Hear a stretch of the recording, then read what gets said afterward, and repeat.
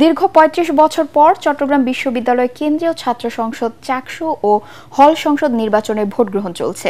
সকাল ৯টা থেকে ১৫টি ভোট কেন্দ্রের সবকটিতে শান্তিপূর্ণভাবে ভোট দিচ্ছেন শিক্ষার্থীরা।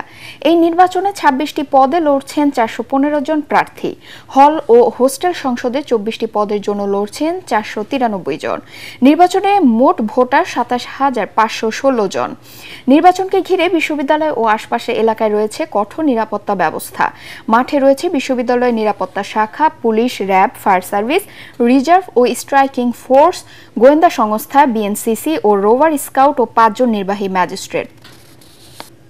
এদিকে বিশ্ববিদ্যালয়ের আইটি ভবনে ভোট দিতে গিয়ে ব্যালটে ব্যবহারের জন্য অমোচনীয় কালি উঠে যাচ্ছে বলে অভিযোগ করেছেন ছাত্রদল ও ছাত্র শিবিরের ভিপি প্রার্থী। কালি উঠে যাওয়া ছাড়াও বিভিন্ন অভিযোগ তুলে নির্বাচনে কারচুপির আশঙ্কার কথা জানান ছাত্রদলের ভিপি প্রার্থী সাজ্জাদ হোসেন হৃদয়।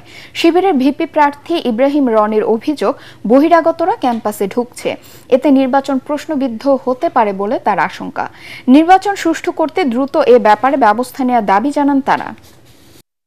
আমাদের ভোটারদেরকে যে ভোটাধিকার প্রয়োগ করার পর যেন দ্বিতীয়বার আর ভোট দিতে না পারে, সেটার জন্য একটা সিম্বল দেওয়া হচ্ছিল কালো কালি দিয়ে। কিন্তু দেখেন, আমি একটু আগে কয়েক সেকেন্ড আগে ভোট দিয়ে নামলাম, অথচ আমার হাতে কিন্তু কোনো কালি নেই। এটা কয়েক সেকেন্ডের মধ্যে কিন্তু মিচে যাচ্ছে। তো এই প্রক্রিয়া যদি হয়, তাহলে একজন ভোটার একাধিকবার কিন্তু ভোট প্রয়োগ করার একটা সম্ভাবনা তৈরি হয়েছে। সেখানে কিন্তু আপনার অনিয়ম এবং কারচুপির একটা সম্ভাবনা রয়েছে। আমরা বারবার নির্বাচন কমিশনারকে জানিয়েছিলাম যেন আমাদের ২৮ বছর পর হতে যাওয়া চাকসু নির্বাচন যেন সুষ্ঠু এবং গ্রহণযোগ্য হয়। যিনি ভোটার, তিনি ভোট দেওয়ার পূর্বে ওএমআর শিট নেওয়ার পূর্বে সেখানে একটা সিগনেচার দিচ্ছে। তো আমাদের কাছে তথ্য আসছে, নির্বাচন কমিশন প্রথমের দিকে যে ভোটগুলো গ্রহণ করেছে, এই ভোটগুলো গ্রহণ করার পরে সে সকল ভোটারদের সিগনেচার নেওয়া হয়নি। আমার মনে হয়, আমি জানি না এটা নির্বাচন কমিশন কনসিয়াসলি জানেন কিনা, কেন তারা এত বড় ভুল করতে পারেন, কিভাবে করতে পারেন। সব মশার বিরুদ্ধে সুরক্ষা দিতে এলো বসুন্ধরা এক্সট্রিম অ্যারোসল, মশার বিরুদ্ধে এক্সট্রিম সুরক্ষা। আগুনে পুড়ে যাওয়া মিরপুরের শিয়ালবাড়িতে কেমিক্যাল গুদাম থেকে এখনো ধোঁয়া উঠছে। এজন্য আশপাশের প্রতিষ্ঠানগুলোতে শ্রমিকদের ছুটি দিয়েছে কর্তৃপক্ষ। নিখোঁজদের সন্ধানে ফায়ার সার্ভিসের হ্যাজমেট টিম বিশেষ সরঞ্জাম নিয়ে দুর্ঘটনাস্থল পরিদর্শন করেছে। এখনো নিখোঁজ কারো তথ্য দিতে পারেনি ফায়ার সার্ভিস। সকাল থেকে নিখোঁজদের সন্ধানে ঘটনাস্থলে ছুটে আসেন স্বজনরা। ঘটনাস্থলে নিখোঁজদের তালিকার বিষয়ে কোনো বিশেষ ডেস্ক না থাকায় ভোগান্তি হচ্ছে তাদের।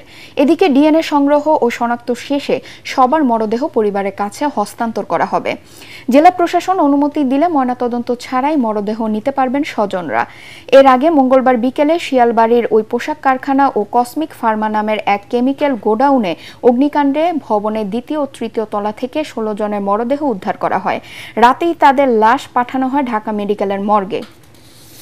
দর্শক, এই মুহূর্তে ঘটনাস্থলে আছেন সহকর্মী মনির হোসেন তপু। সেখানকার সবশেষ পরিস্থিতি জানতে এখন আমরা সরাসরি চলে যাচ্ছি তার কাছে। তপু, কারখানার ভেতরে ফায়ার সার্ভিসের টিম প্রবেশ করেছে, সেখানে কোনো মরদেহ বা রাসায়নিক মজুদ থাকার তথ্য কি আছে?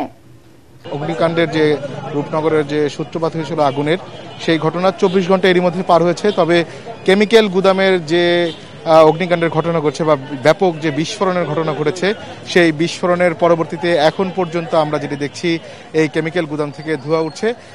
তবে গতকাল যেমনটা আমাদেরকে আমরা একটু দেখাতে চাই, সেই কেমিক্যাল গুদামে যে অবস্থা, এখন আমরা কিছুক্ষণ আগে একটি বড় উঁচু বিল্ডিংয়ে উঠেছিলাম, দেখেছি বিধ্বস্ত অবস্থা হয়ে গিয়েছে সেই গুদামে।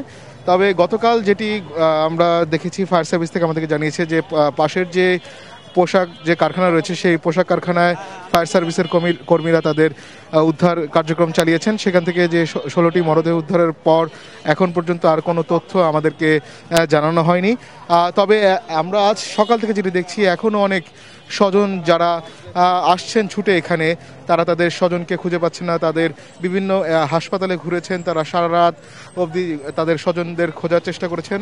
তবে এখন পর্যন্ত এই ঘটনাস্থলে এসে আমরা দেখেছি তারা এখানে আসছেন ছুটে, তবে এখানে এসেও তারা কোনো ধরনের তথ্য পাচ্ছেন না।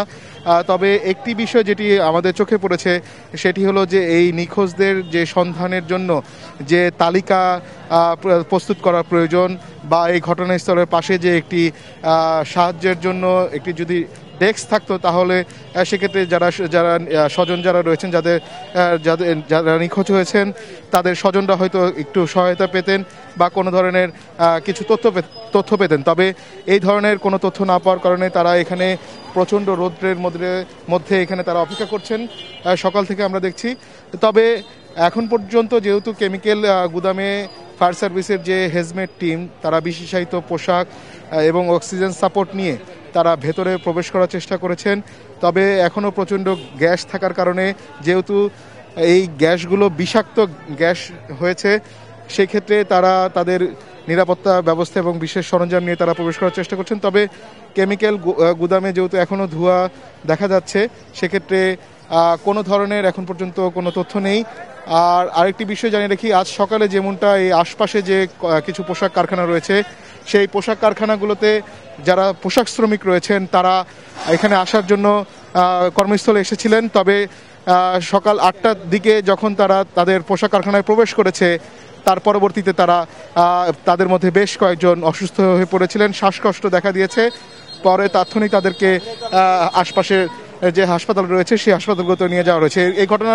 এই ঘটনার পরপরই এখানে যে আশপাশে যে পোশাক কারখানাগুলো রয়েছে সেই পোশাক কারখানাগুলো বন্ধ ঘোষণা করা হয়েছে এবং এর পাশে যে বিইউবিটি যে শিক্ষা প্রতিষ্ঠান রয়েছে সেই শিক্ষা প্রতিষ্ঠানেরও ক্লাস বন্ধ রয়েছে।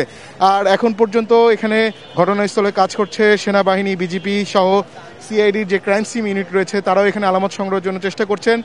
এখনও এই ঘটনা কিভাবে ঘটলো বা আগুনের সূত্রপাত কোথা থেকে সেই সম্পর্কে এখনও কোনো বিস্তারিত তথ্য পাওয়া যায়নি। তবে এই কেমিক্যাল গুদামের যে মালিক রয়েছেন সেই মালিকেরও কোনো সন্ধান এখানে পাওয়া যাচ্ছে না।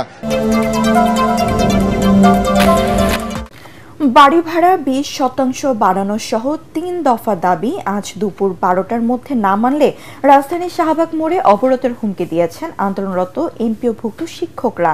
এর আগে গতকাল বেসরকারি শিক্ষকদের সচিবালয় অভিমুখে পদযাত্রা আটকে দেয় পুলিশ। বিকেলে পদযাত্রাটি কেন্দ্রীয় শহীদ মিনার থেকে শুরু হয়ে হাইকোর্ট মোড়ে পৌঁছালে তাদের ব্যারিকেড দিয়ে আটকে দেয় আইনশৃঙ্খলা বাহিনী। পরে মিছিল নিয়ে কেন্দ্রীয় শহীদ মিনারে ফিরে যান তারা। এখনও সেখানে অবস্থান করছেন আন্দোলনরত শিক্ষকরা। দুপুরের মধ্যে দাবি মেনে প্রজ্ঞাপন জারি না করলে অবরোধ আন্দোলনে যাবার হুঁশিয়ারি দিয়েছেন তারা।